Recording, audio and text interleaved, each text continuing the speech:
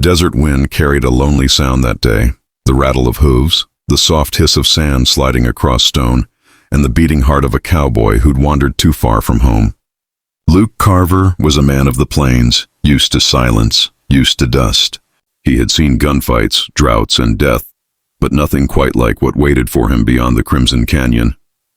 His horse snorted nervously as thunder cracked in the distance. Then, out of the veil of rain, she appeared. She was tall, taller than any woman he'd ever seen, with shoulders broad as the canyon walls and eyes like dark amber fire. Her hair was long and braided with feathers, and her stance was that of someone who had faced storms and never bowed to them.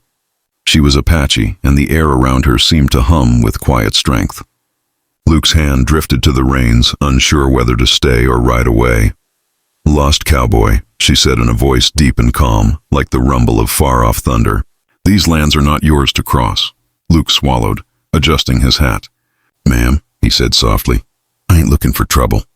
Just looking for a way through before the storm catches me." The woman studied him for a long moment. Then she turned, motioning for him to follow. "No man walks alone into a storm. Come, you'll stay until it passes."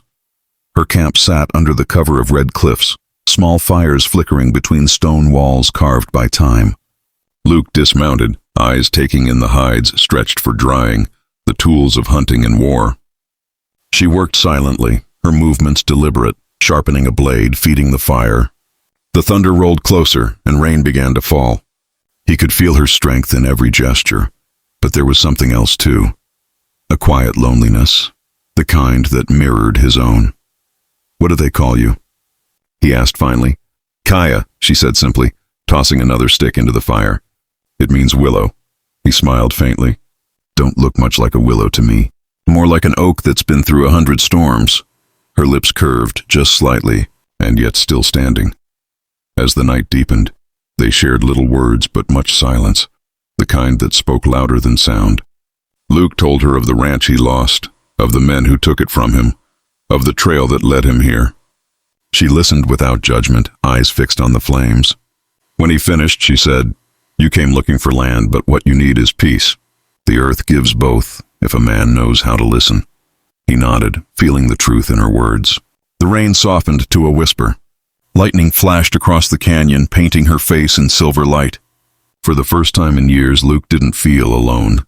"Kaya," he said quietly, "you ever get tired of being strong?"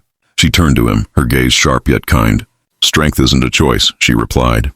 "It's what's left when there's nothing else." He nodded, the firelight dancing in his eyes.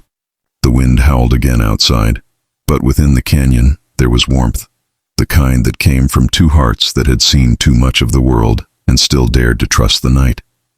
By dawn, the storm had passed. She stood at the edge of the cliffs, watching the sun rise like fire over the desert. Luke stepped beside her, tipping his hat. "Reckon I owe you my life," he said. Kaya looked at him, her expression unreadable. "No," she said softly. "You owe the land. It brought you here." As the golden light washed over them, Luke realized he had found something far more precious than the ranch he'd lost, a lesson carved into the heart of the wild, that strength and kindness could live in the same soul, and that sometimes the storm brings you exactly where you're meant to be. The morning after the storm was silent, too silent. The desert stretched far and golden, but there was tension in the wind, a scent of danger Luke knew all too well. Kaya stood at the edge of the canyon, her gaze sharp as an eagle's. Her people had left early to trade at a nearby settlement, but scouts had not returned. Something was wrong. Luke saddled his horse, tightening the reins. "You think they ran into trouble?" he asked. Kaya didn't answer at first. She crouched, running her fingers through the sand. Her hand came up with a single shell casing. "White men," she said flatly. "Raiders." He felt his chest tighten. "How far?" "Half a day north," she replied, eyes burning with quiet fury. He didn't ask for permission. He just swung onto his horse. "Then let's ride." The trail was harsh, cutting through thorn and rock. The sun climbed high, baking the land, but neither slowed. Dust rose behind them like smoke. Luke could see the fire of determination in her, a strength that came from more than muscle. It came from loyalty. When they finally crested the ridge, the sight below stole their breath. The raiders' camp lay in chaos. 3 wagons, 2 horses, and men laughing over stolen goods. Kaya's people were tied beside the fire. Luke turned to her. "If we ride in loud, they'll shoot. But if we move quiet, I'll take the right flank," she said, cutting him off. "You take the left. When I whistle, you fire." He gave a small grin. "I reckon you don't much like being told what to do." Her lips curved. "And you talk too much, cowboy." The plan was quick and deadly. They moved through the brush like ghosts, dust coating their clothes. The raiders had no idea death was riding toward them on the whisper of wind.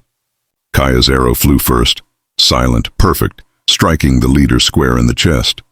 Luke fired next, his bullet finding the man at the fire. Chaos erupted. Horses screamed. Men shouted. And in the heart of it all, Kaya moved like a storm unleashed, strong, graceful, unstoppable. When it was over, the raiders lay still. Kaya's people were free. The fire crackled quietly in the aftermath.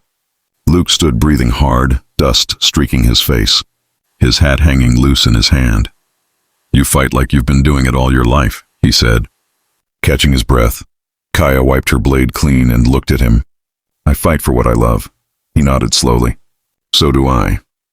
That night, under a canopy of stars, the tribe held a quiet fire for the ones who survived and the ones who didn't. The drums beat low, like the heartbeat of the desert itself. Luke sat beside Kaya, her face calm in the glow. The bond between them didn't need words. It was something carved from respect and courage. "You'll be leaving soon," she said, eyes still on the flames. He nodded. "Reckon I will." "Got a ranch to rebuild, a promise to keep." Kaya turned to him then, her gaze steady.